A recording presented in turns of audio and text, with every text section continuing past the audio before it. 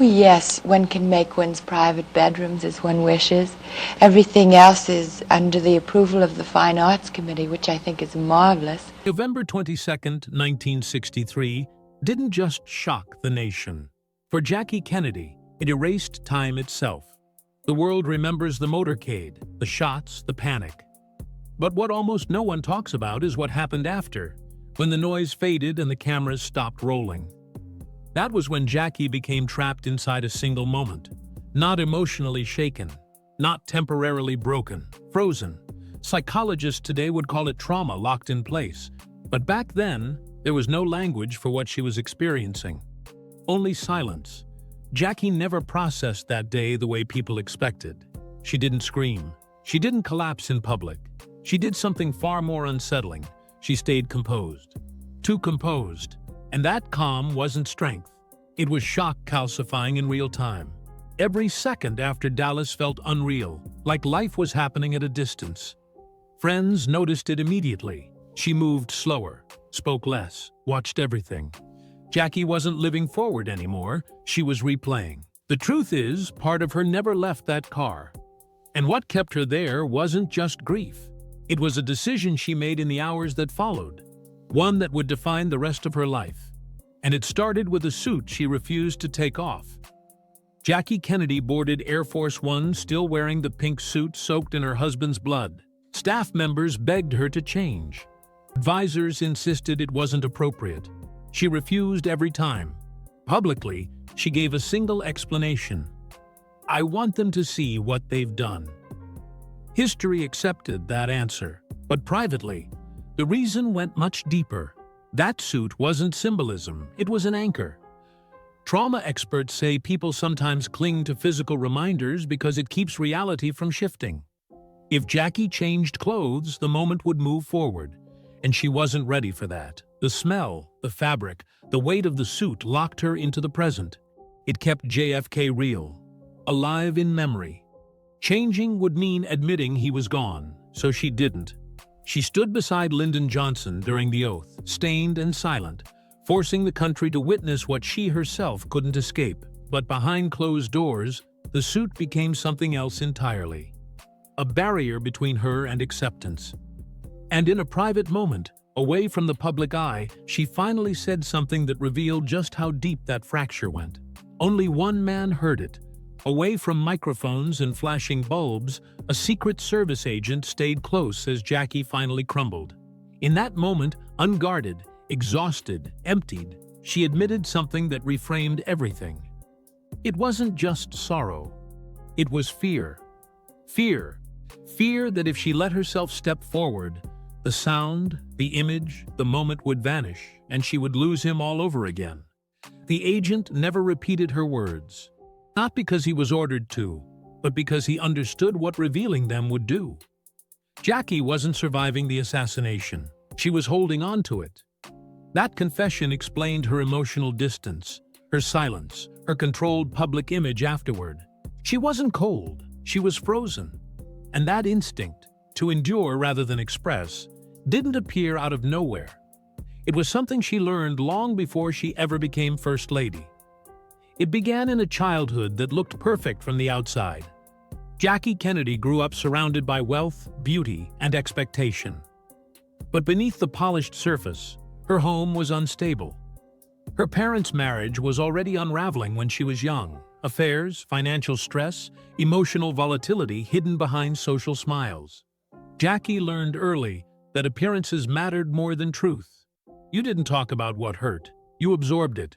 She watched adults pretend everything was fine while quietly falling apart. That contradiction shaped her. She became observant, cautious, emotionally self-contained. Love didn't feel safe, it felt conditional. And stability always seemed temporary. That environment didn't make her fragile, it made her controlled, and that control became her shield, especially when the man she trusted most showed her how unreliable love could be. Her father. Jackie idolized her father. He was charming, brilliant, and magnetic. He was also reckless. His gambling, affairs, and public scandals tore the family apart. When her parents divorced, Jackie didn't just lose a household. She lost her sense of safety. She loved him deeply, but the betrayal stayed with her. It taught her a brutal lesson. Affection didn't guarantee protection. Promises could collapse without warning. That realization followed her into adulthood. It shaped how she loved, how she guarded herself, and how she responded to loss.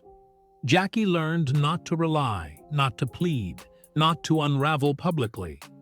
Instead, she endured quietly. And when devastation came later in life, she responded the only way she knew how, by holding everything inside, even when it was destroying her. And she found her escape somewhere no one could reach her. To outsiders, Jackie's love of horses looked elegant, refined, a polished pastime for a privileged girl. But for Jackie, horses weren't about status, they were about escape. When her home felt unpredictable and emotionally unsafe, the stable became the only place where rules made sense. Horses responded to calm, not chaos. They didn't lie. They didn't disappear without warning. Riding gave Jackie something rare in her childhood: control. When she was in the saddle, she didn't have to talk. She didn't have to explain. She could focus on balance, rhythm, survival. That instinct, to retreat into discipline instead of emotion, never left her. Whenever life threatened to overwhelm her, she didn't explode outward. She pulled inward. Horses were her first lesson in endurance. Stay steady, stay upright, don't show fear. That same emotional posture would define how she handled betrayal, grief, and eventually unimaginable loss. Long before Dallas, Jackie was already training herself to survive pain in silence. And silence became her most powerful skill. Jackie grew up surrounded by adult problems no one explained to her. Affairs weren't discussed. Arguments happened behind closed doors. Financial stress was disguised as normalcy. The rule was simple: don't ask, don't speak, don't embarrass the family. Jackie learned that silence kept things from getting worse. So she listened instead. She watched expressions, absorbed tension, and learned to read rooms without saying a word. That quiet awareness made her seem distant to some, but it gave her control. She could choose what to reveal and what to protect. By the time she reached adulthood, Jackie was fluent in restraint. She could endure discomfort without showing it. And while the world mistook that for passivity, it was actually preparation. Because silence wasn't weakness to Jackie, it was armor. And soon, that armor would hide a mind far sharper than anyone expected. One that refused to stay decorative. Before Jackie Kennedy was ever photographed in pearls, she was writing, observing, questioning. She worked as a journalist when few women were taken seriously in newsrooms. Editors expected fluff. Jackie delivered perspective. She paid attention to texture, emotion, contradiction, the things others overlooked. Her writing revealed curiosity, intelligence, and restraint. She didn't chase attention. She documented quietly. That mindset followed her everywhere. Even when she entered elite social circles, she was always studying them from the inside. But Jackie also learned limits. She saw which stories were welcomed and which were buried. That awareness sharpened her instincts. She understood power wasn't always loud. Sometimes it was knowing when not to speak, and sometimes it was knowing when not to speak. And sometimes it was knowing exactly what to hide, especially when truth made people uncomfortable. Jackie photographed civil rights protests that never made headlines. She visited war zones and captured faces others looked past. She collected images and observations that didn't fit the polished narratives of the time. Instead of forcing them into public view, she kept them, tucked away. Not because she didn't care, but because she understood consequence. Jackie knew timing mattered. She saw injustice clearly, but she also knew when speaking could cost her everything. So she carried those truths alone. That habit, holding weight privately, became dangerous later. Because when trauma arrived that needed release, Jackie didn't have the muscle for it. She had trained herself to contain, not confront. And that internal pressure only intensified when she met the man who would change her life forever. And eventually, end it in front of her. When Jackie met John F. Kennedy, she was intrigued, but cautious. He was ambitious, charismatic, surrounded by attention. She admired his intellect, but she didn't rush toward vulnerability. Jackie had learned that closeness often came with disappointment. Even as feelings grew, she stayed measured, observant. She understood the cost of proximity to power, and when she chose to marry JFK, it wasn't blind devotion, it was calculated commitment. She knew the role would demand restraint, sacrifice, and emotional distance. What she didn't know was how violently that distance would be tested. Because nothing in her past, not childhood instability, not public scrutiny, prepared her for watching the man she loved disappear in a single second. And when that happened, every lesson she'd learned about silence and control would turn against her. Because marriage was only the beginning of what she would lose. Jackie didn't walk into marriage believing in fairy tales. By the time she married John F. Kennedy, she understood power came with distance, and love came with conditions. She knew who he was, and she knew what the role demanded of her: public restraint, private sacrifice, emotional discipline. Jackie accepted all of it without complaint, because she believed composure was the price of survival. Even early on, she learned how to compartmentalize, how to smile publicly while keeping her real emotions sealed away. That ability helped her function inside a political marriage, but it also created a dangerous habit. Jackie didn't process pain, she stored it. And every disappointment, every quiet betrayal, every moment of loneliness added another layer. She became excellent at appearing fine while slowly hollowing out inside. If you're finding this story gripping so far, tap like and subscribe, because what happens next explains everything people still misunderstand about Jackie Kennedy. And here's the question to think about as this unfolds. Do you think Jackie chose strength, or was she forced into silence long before Dallas ever happened? Because the life she built with JFK looked powerful from the outside, but inside, the pressure was already becoming unbearable, and the White House would only intensify it. When Jackie became First Lady, she didn't disappear into the role, she mastered it. She controlled access, shaped imagery, and understood the power of narrative better than anyone around her. Camelot wasn't an accident. It was strategy. But behind the elegance was exhaustion. Jackie was dealing with chronic illness, physical pain, and constant scrutiny, all while being expected to remain flawless. She couldn't rest. She couldn't break down. Every appearance required precision. The country praised her grace, never realizing how much effort it took just to stand upright some days. Jackie didn't lean on others. She leaned on discipline, and while that kept her functioning, it also kept her emotionally isolated. She was admired, but rarely understood. And as her public image grew stronger, her private reserves grew thinner. Then tragedy struck where she was most vulnerable. Behind closed doors, Jackie was fighting battles no one could see. Addison's disease drained her energy, leaving her physically depleted while expectations only increased. Then came a loss she was never given time to mourn. In August 1963, she gave birth prematurely to Patrick Kennedy. He lived only 3 days. The nation barely noticed. Jackie did. That grief settled deep, quiet, unresolved. She was expected to recover quickly, return to appearances, and continue performing strength. She did, but something inside her fractured. Losing a child rewired her sense of safety. And before she could even begin to process that loss, something far worse was already on its way. The foundation was cracked. The structure was unstable.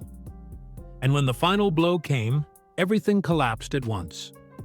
Dallas didn't create her pain, it detonated it. Patrick's death was a grief Jackie carried almost entirely alone. There were no public rituals, no national mourning, no shared language for what she felt. She absorbed it quietly, the way she always had. But that loss changed her. It stripped away whatever emotional buffer she had left. By the time November arrived, Jackie was already depleted, already fragile, already grieving. So, when JFK was killed in front of her, it didn't register as a single tragedy. It felt like confirmation, that safety was an illusion and loss was inevitable. The shock wasn't just the violence, it was the finality. Everything she feared came true in one instant, and her mind responded the only way it knew how: by freezing. After the assassination, people praised Jackie for her strength. What they didn't see was how she coped. She didn't talk about her pain. She organized around it. Projects, structure, symbolism, these became substitutes for healing. Restoring the White House, preserving legacy, shaping memory, it gave her something grief couldn't take away: control. But control isn't the same as recovery. Jackie wasn't moving forward. She was holding herself together through effort alone. Every task distracted her from feeling, from remembering, from reliving the moment she was desperate to avoid. And while the world believed she was rebuilding, Jackie was quietly locking herself inside the past, where time stood still and the moment hadn't ended yet. And that moment was about to haunt her forever. Most people believe Jackie Kennedy's trauma began in Dallas. But that day didn't create her pain, it completed it. Years of emotional restraint, private grief, and silent endurance had already weakened the foundation. Dallas was the moment everything collapsed at once. When the shots rang out, Jackie didn't just lose her husband. She lost every fragile structure she had built to feel safe in the world. The violence shattered her sense of control, and with it, her ability to compartmentalize. This wasn't just shock, it was overload. Her mind didn't process the event in sequence. It trapped it, locked it into a single, repeating loop. And that's why she didn't scream, didn't faint, didn't fall apart on camera. Her system shut down to survive. What looked like composure was actually dissociation. Jackie wasn't present anymore. She was already retreating inward, where time couldn't move forward. And the sound followed her there. Jackie later admitted that the sound of the shot never faded. It replayed in dreams, in silence, in moments of stillness she couldn't escape. She avoided naming it publicly, but privately, she described a ringing that never ended. Sleep became fractured. Quiet became dangerous. Her body stayed alert, even when nothing was happening. She startled easily. She avoided crowds. She kept her children close. These weren't random behaviors. They were survival responses. Jackie didn't grieve the way people expected. She relived, over and over, and because she had spent her entire life learning to stay composed, she never released it outward. She contained it. And that containment slowly hardened into something permanent. Especially after what happened at the hospital, at Parkland Hospital, Jackie refused to leave JFK's side. Even after doctors stopped working, even after reality became unavoidable. Letting go felt impossible. Staying felt necessary. Leaving would mean admitting the moment was over, and Jackie wasn't ready to let that happen. She held his hand. She whispered. She stayed long after anyone expected her to. It wasn't denial. It was attachment under shock. Her mind was still trying to anchor itself to the last moment he was alive. Walking away would have torn that anchor loose. And when she finally did step back, she carried that moment with her, intact, unresolved, and sealed inside her memory. And she made sure the world carried it too. Jackie planned the funeral with precision. The riderless horse, the eternal flame, the deliberate references to Lincoln. None of it was accidental. She wasn't just honoring a president, she was constructing memory. Jackie understood symbolism better than anyone. She knew images last longer than words, and by designing a funeral that felt timeless, she froze JFK in history at his peak. That wasn't just for the nation, it was for herself. As long as the story remained alive, he was still there. The flame never went out. The moment never ended. But while the country found closure in ritual, Jackie did not. For her, the ceremony locked the trauma in place. And when the crowds disappeared, she was left alone with it. When the funeral ended and the cameras shut off, Jackie entered a different kind of quiet. No scripts, no schedules, no structure to hide behind. The world moved forward. She didn't. The silence amplified everything she had been suppressing. The memories sharpened. The sound returned. She withdrew from public life, not because she was fragile, but because being seen meant reliving. She needed distance to survive, but distance didn't heal her. It only preserved the moment she was trying not to face. Jackie Kennedy had become an icon of strength, but privately, she was still standing in Dallas, watching time refuse to move. And running away wouldn't change that. After the funeral, Jackie left Washington behind, but she didn't leave Dallas. She moved to New York searching for anonymity, for a life where she wasn't required to perform grief on demand. She turned down a widow's pension, not out of pride, but because she needed independence, structure, control. She rebuilt herself quietly, working as a book editor, surrounding herself with words instead of cameras. Editing gave her distance. Stories had beginnings and endings, something her own life no longer had. But trauma doesn't respect geography. No matter how far she went, the memories followed. Loud noises still startled her. Silence still felt dangerous. She avoided speaking about the assassination because speaking meant reopening a door she'd worked hard to seal shut. Jackie wasn't healing. She was managing. And management can last for years without ever becoming recovery. And even love couldn't undo that damage. When Jackie married Aristotle Onassis, many assumed it was romance or greed. In truth, it was security. Onassis offered protection from the press, from politics, from America's expectations. He could give her distance from the place where everything broke.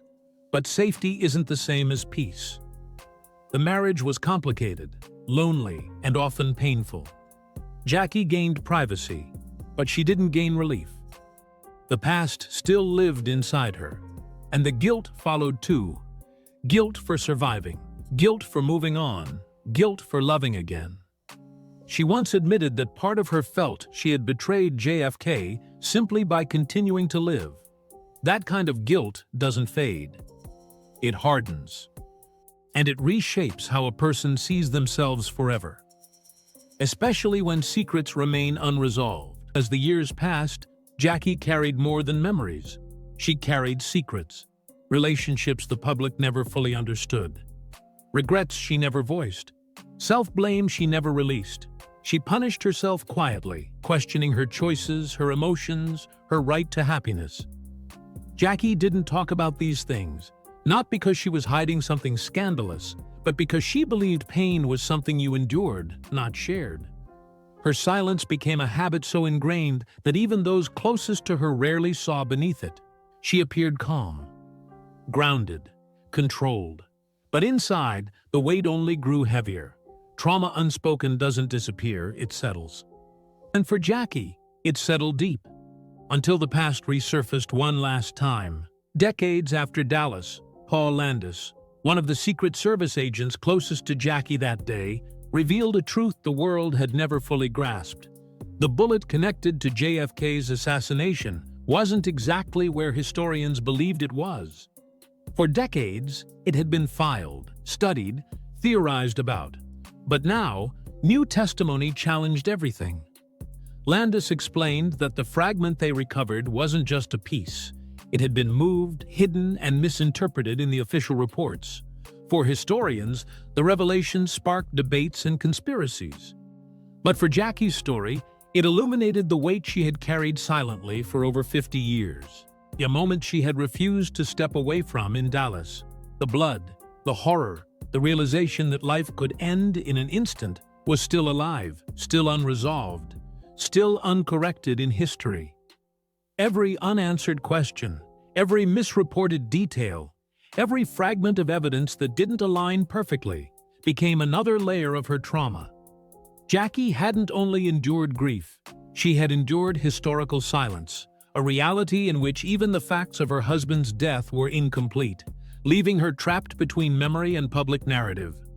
And in private, the truth of that bullet meant something far deeper.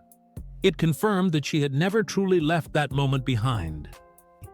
The world might move on, but for Jackie, the assassination remained a living, breathing presence, a ghost that shaped every decision she made afterward. And that ghost would accompany her until the very end of her life.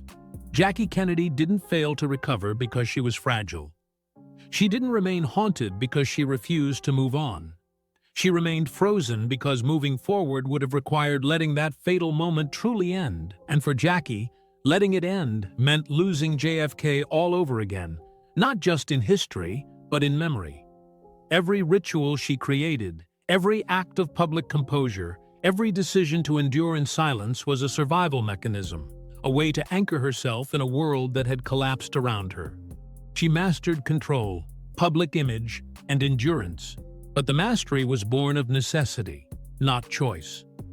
Her life after Dallas was filled with achievements, philanthropy, and elegance, but underneath it all was a woman carrying a moment that no luxury, love, or career could heal. The world called it strength, but it was endurance, not freedom. She carried trauma like a shadow, quiet, unspoken, but never gone. And when she finally passed, what remained wasn't just an icon or a symbol. It was a testament to human resilience. Jackie Kennedy survived the unimaginable, bore the unbearable, and preserved herself in the only way she knew, by holding on to a single frozen moment in time that no one else could see.